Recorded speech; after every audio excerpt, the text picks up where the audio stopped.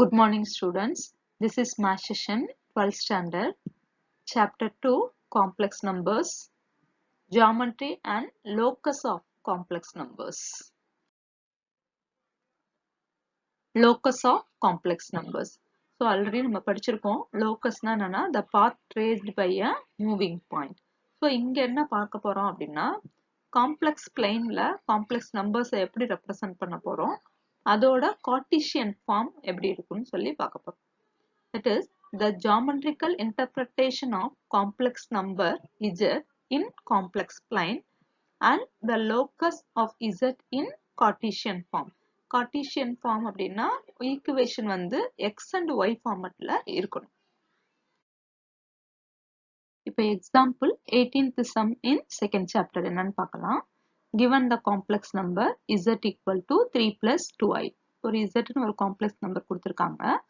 Represent the complex numbers z, iz, and z plus iz in one organ diagram. That is the first question. So, இந்த z use பண்ணி நம்ம z value, iz value, z plus iz ஓட values இந்த மாதிரி substitute பண்ணி கண்டுபிடிக்கணும். கண்டுபிடிச்சிட்டு அதை கொண்டுட்டு வந்து organ diagramல represent பண்ணணும்.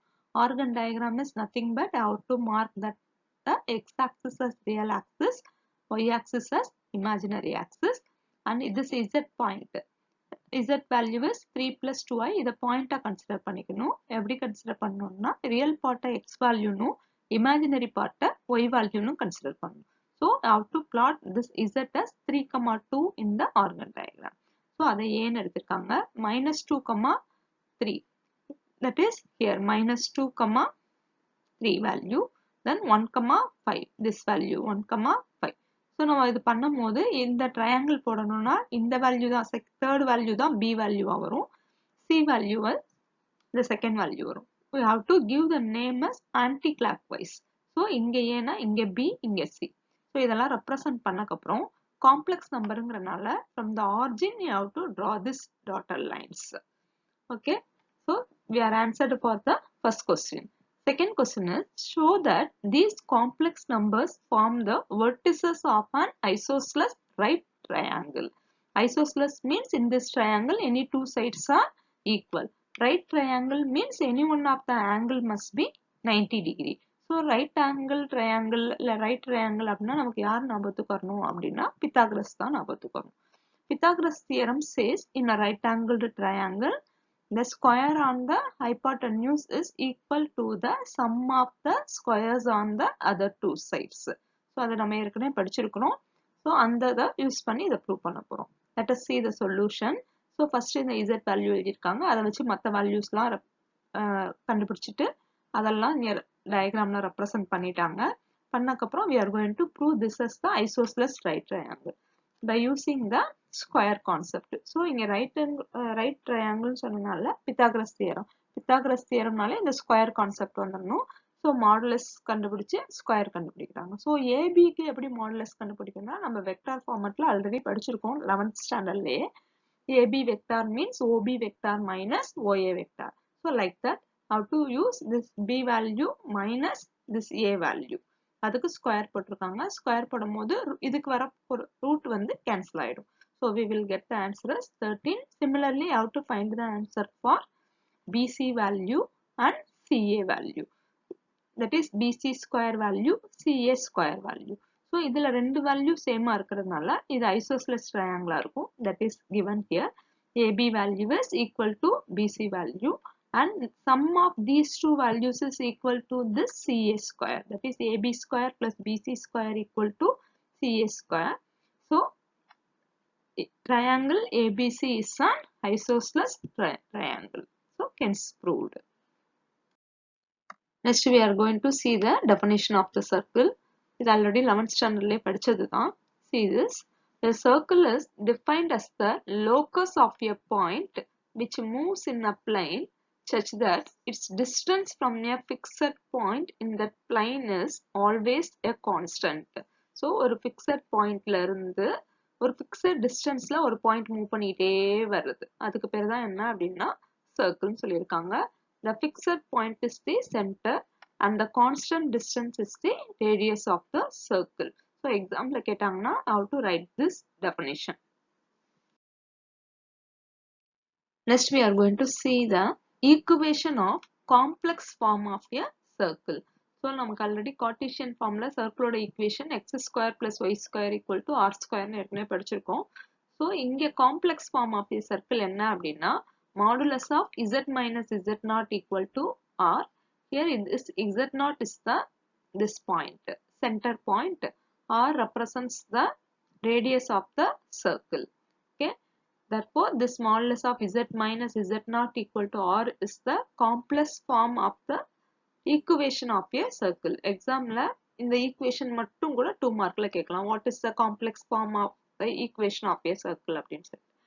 If this value is equal to r means that z point is on the circle. Suppose this value modulus of z minus z naught value is less than r means it represents the points interior of the circle. So நம்ம எடுத்துக்கிற இந்த zங்கிற point வந்து circle குள்ள இருக்குன்னு consider பண்ணிக்கலாம். If it is greater than r means represents the point exterior of the circle. இங்க zல இருக்கிற point வந்து exterior இருக்குன்னு அர்த்தம். Okay. நம்ம இப்ப example 20th sum in chapter 2 என்னன்னு பார்க்கலாம். Show that modulus of z plus 2 minus I less than 2 represents interior points of a circle. Find its center and radius. So first how to consider this as the equation. Equation என்னன்னா இந்த inequality sign remove பண்ணிட்டு equal to consider பண்ணிக்கணும். Next we are going to change this equation in the form z minus z naught. இந்த ஃபார்மட்டுக்கு வர மாதிரி பிரிச்சு எழுத போறோம். ஏன்னா equal to இருக்கிறது தான் ரேடியஸா இருக்க போகுது. So for this question radius answer is 2. இப்போ சென்டர் என்னன்னு கண்டுபிடிக்கணும்னா இங்க z நாட்ங்கிறது தான் சென்டர். That is z தவிர மைனஸ் சைன் போட்டுக்கு அப்புறம் மீதி என்ன இருக்கோ அதுதான் z நாட். ஸோ இந்த ஃபார்மட்ல பிரிச்சு எழுதணும்னா இங்க z இருக்கும். How to take the minuses common. Minus காமனா எடுத்துட்டோம்னா இந்த பிளஸ் 2ங்கிறது மைனஸ் 2வா மாறிடும். இங்க இருக்க மைனஸ் ஐ வந்து பிளஸ் ஐயா மாறிடும். Now this is like this form. That is modulus of z minus z naught equal to r. z naught பதிலா என்ன இருக்குன்னா minus 2 plus i இருக்கு. r க்கு பதிலா என்ன இருக்குன்னா 2னு கொடுத்திருக்காங்க. So இங்க இருக்கிற values வந்து obviously less than 2 தான் இருக்கும். ஏன்னா இந்த values ஓட இதல that is இந்த value ஓட இதுல இருந்து z மைனஸ் பண்ணும்போது கண்டிப்பா 2 ஓட less தான் இருக்கும். So represents all the points inside the circle. So இந்த zங்கிற point எல்லாமே வந்து circle குள்ள தான் இருக்கும். We have proved that first result and the center is z naught value is center, radius value is this equal to அப்புறம் இருக்கிற இந்த value தான் radius, that is r equal to 2. Next நம்ம பார்க்க போறது ரொம்ப important. See this example 21 in chapter 2. Obtain the Cartesian form of the locus of z. Cartesian form means x yங்கிற ஃபார்மட்ல இருக்கணும். of the locus of z னா z க்கு பதிலா x plus iy னு replace பண்ணி அதுக்குரிய கரஸ்பாண்டிங் ஆன ஈக்குவேஷன் என்ன, that is அந்த பாத்தோட ஈக்குவேஷன் என்னன்னு கண்டுபிடிக்க போறோம். See this first example. Modulus of z equal to modulus of z minus i. So z க்கு பதிலா x plus iy னு சப்ஸ்டிட் பண்ணனும். இங்கேயும் x plus iy னு சப்ஸ்டிட் பண்ணனும். சப்ஸ்டிட் பண்ணி இங்க minus i இருக்கு. இதுக்கப்புறம் மாடுலஸ்னா square root of x square plus y square, that is modulus of real part the whole square plus imaginary part the whole square. So அது மாதிரி இங்கே பார்த்தோம்னா ரியல் பார்ட் வெறும் எக்ஸ் மட்டும்தான், இமேஜினரி பார்ட்டு இங்கே ஐயை காமனாக எடுத்ததுக்கப்புறம் ஒய் மைனஸ் ஒன்னு கிடைக்கும். So y minus one the whole square. Next squaring on both சைட்ஸ்ன்னு சொல்லி போட்டோம்னா இந்த ஸ்கொயர் ரூட்டும் கேன்சல் ஆகிடும். அதுக்கப்புறம் இந்த தான் என்ன செஞ்சிருக்காங்க அப்படின்னா எக்ஸ் ஸ்கொயர் டேர்ம் அப்படியே வச்சுட்டு இதை மட்டும் a minus b the whole square formula படி எக்ஸ்பேண்ட் பண்ணியிருக்காங்க. ஸோ ஏ ஸ்கொயர் பதில் y square minus 2ab minus 2y plus b ஸ்கொயர்னா 1 ஸ்கொயரோட ஆன்சர் 1. ஸோ இதை சிம்பிளிஃபை பண்ணாங்கன்னா எக்ஸ் ஸ்கொயர் கேன்சல் ஆகிடும், ஒய் ஸ்கொயர் கேன்சல் ஆகிடும். இங்கே இருக்கிற டேர்ம் எல்லாம் இந்த சைடு கொண்டுட்டு வந்துட்டா மைனஸ் 2y வந்து பிளஸ் 2y மாறிடும், பிளஸ் 1 வந்து மைனஸ் 1 மாறிடும், equal to 0. So this is the required locus of z. See this next sum. Modulus of 2z minus 3 minus I equal to 3. இங்கே z க்கு பதிலா x plus iy substitute பண்ணியிருக்காங்க.